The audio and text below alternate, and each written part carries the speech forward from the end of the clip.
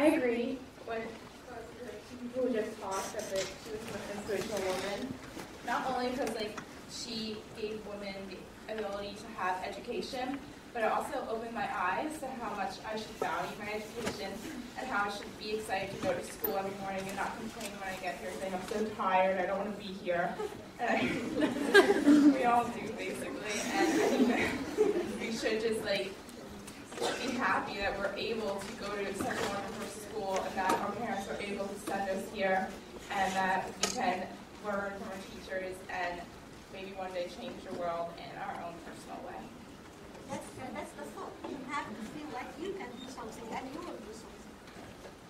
For me, the woman from Bosnia was most inspirational because this might just be my ignorance, but I knew nothing about that war happening. I never think about poverty and hardship like that in Europe more. I think about it in Asia and Africa because I think that's where we see most of the coverage about it.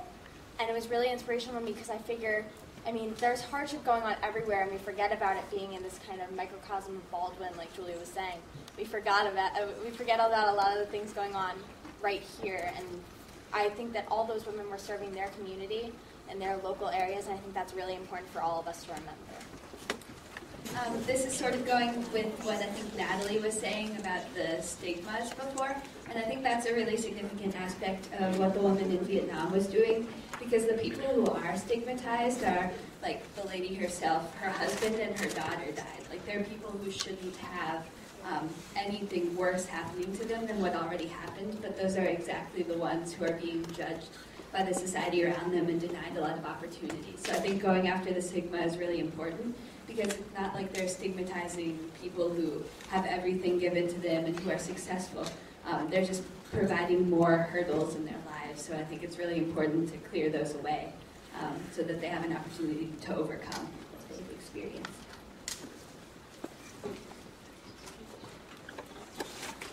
We've actually been talking a lot about this in my environmental science class, and it's been really interesting because we did this whole topic about not just HIV and AIDS, but about just the number of children that these women have in other countries. I did a project on Ethiopia, and the number is like 5.3 children for the average woman, and there's something like in rural Ethiopia, there's like 22% of women that don't even know that birth control exists, let alone how to use it and have access to it. And so, these things are really scary, and we don't want to think about them. Just like we watched a video about global warming and how the documenter was talking about all the research that he's done has been really scary for him to have to think about this all the time, and to know that there's something actually happening, and he can make a difference, but he can't stop it himself.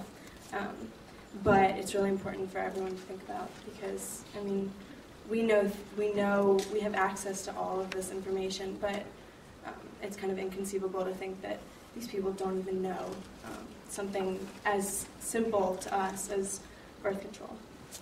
Personally, for me, I thought that the one in Vietnam was the most powerful one to me. But I feel like all of them in general, they show you the power that a woman's voice has. And even though they live in countries where, countries or societies in general, where a woman's voice may not be the most prevalent voice, it is showing that it is growing. In our global lit class for seniors, we were reading 1,000 Splendid Suns, and one of the topics that comes up is the fact that how powerful is a woman's voice, how powerful is a woman's voice in a society that may not actually appreciate it or actually have a say. So yeah. And the woman part also for raising the children, so the woman has double the strength to change. Well, I don't think I can really choose which story was most inspiring, but on another note, I thought it was very interesting in one woman in Vietnam was saying that community programs started by women are much more successful and longer lasting than those that are started by men. And I'm very interested in government and change on a large scale. And in the U.S. we have a lot of leaders who are women, and although men definitely are still outnumber women, and definitely in Europe there are a lot of women leaders, but not so much in the nations that were covered in the movie, and especially in Asia and Africa. So I think I have a feeling that if more women were leaders, we might have long-term solutions for a lot of these problems. Yeah, we can solve problems much better than anybody else. We have the children all day, so.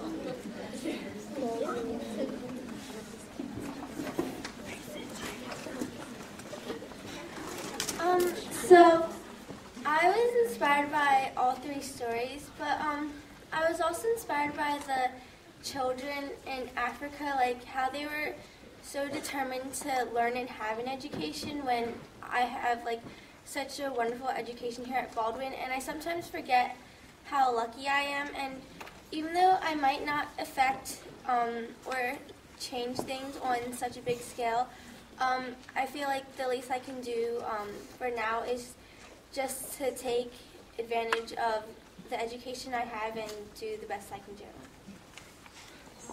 Yeah, I think being you and being part of the fabric of the future, that's good enough. Like, till you find your niche and then you... I think that all of the stories are really inspirational, but really important messages were talked about in the Vietnamese woman and the woman from Bosnia that were, like Sarah and Natalie said, that she was trying to eliminate the stigma, and also in Bosnia they were trying to eliminate ethnic tension. So I think we should all just learn from these women, keep in mind that even if you're not, volunteering at charity every weekend, just being tolerant and being, not having a stigma attached to the illness or, another ethnic group is really important, and that can make a really big difference in the world if you just try to eliminate judgments on the whole. So, yeah. I think one of the things that the movie really showed us in each of the countries that we saw was a community of women working together. Yes, all of them had a leader that was reaching out and was the primary person of contact for help, but the fact is that they were a community, and they were a community of women, and I think that's also why a lot of people here have been saying charity, and for a cause like that, I don't really see that word as very appropriate, because I almost find it each and one of we talk about all of us being educated, and just like in Mali, women who are educated must reach out to other women who are not educated, and I think that all of us have that duty.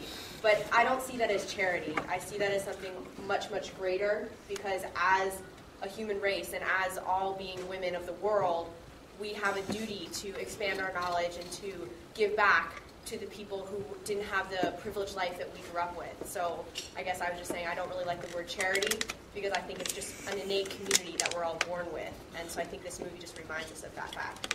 I think volunteering much better, like Sarah was saying, that volunteering a year or going abroad or something to educate people would be much better. It's a charity in a way, but it's a volunteer. Yeah. Much better than charity.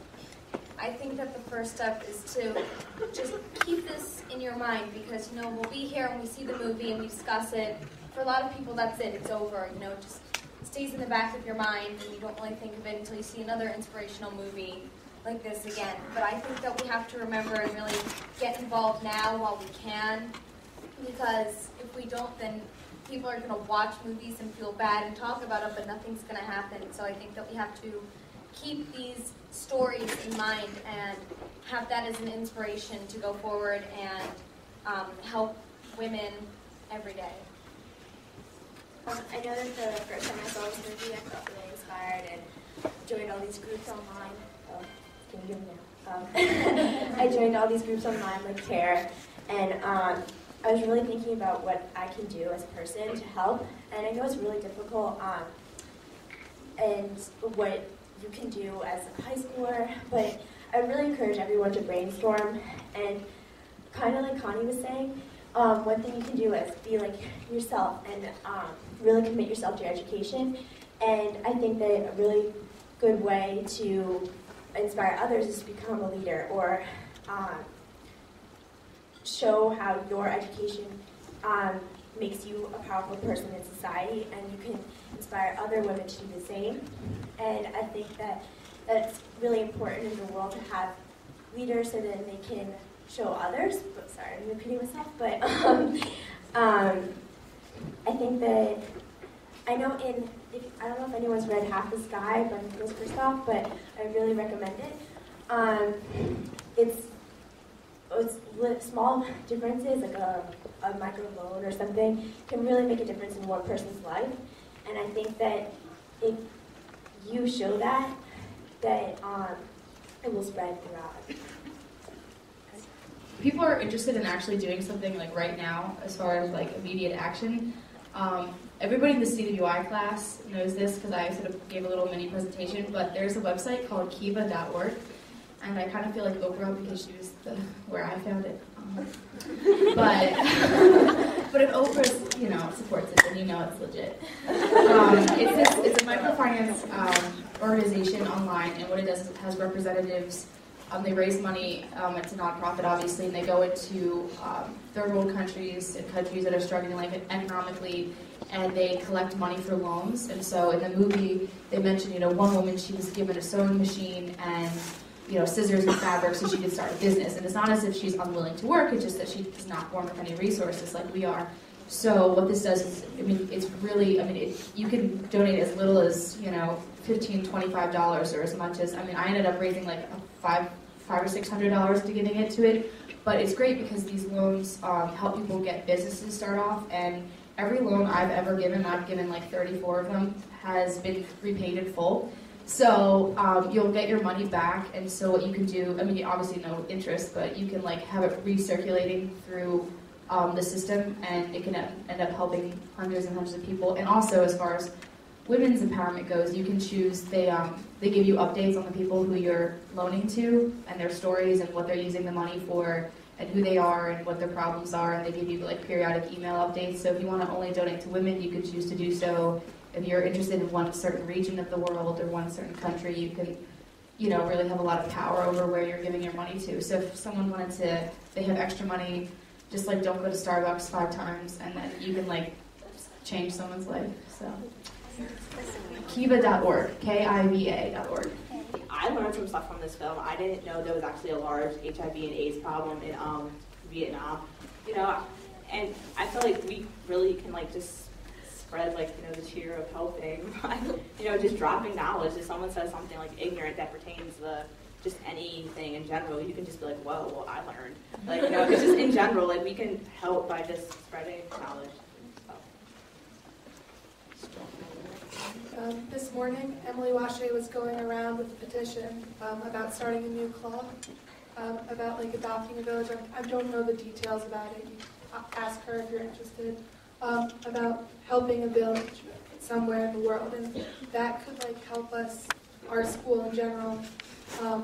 We're not a huge school, but everyone can make a difference in just that one village. We can help people in the world, and that could help us take action. And I know even just watching this video, I think people are almost in denial about, that doesn't affect us, things that are happening in the world, but we all circulate and we all connect in some shape or form. So just being able to see this video opened my eyes to the real problems in the world. So I think that the club that Emily wants to start could really help out. That funding this program is a really important idea, but I also think that this film helped highlight how important just dedicating your time is. Madame Urbain was going out there, she was getting involved with the school, she had a children's village and stuff, and I think that's a really important part of basically helping to solve these problems in the first place.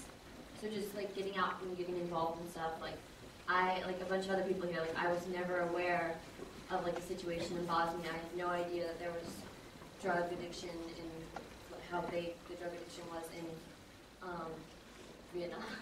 Sorry. But I just wasn't aware of that stuff, and the important thing now is just go out and do something about it. Because I kind of look around and I see people and they kind of have this whatever, I don't care attitude. But at the end of the day, starting with one, I know it's kind of discouraging because you're oh, I can't help those kids in Africa, or I can't help the people in Asia, what am I going to do? But at the end of the day, it just starts with one. Just having that smile, giving what you can. All the time, it's just not about you.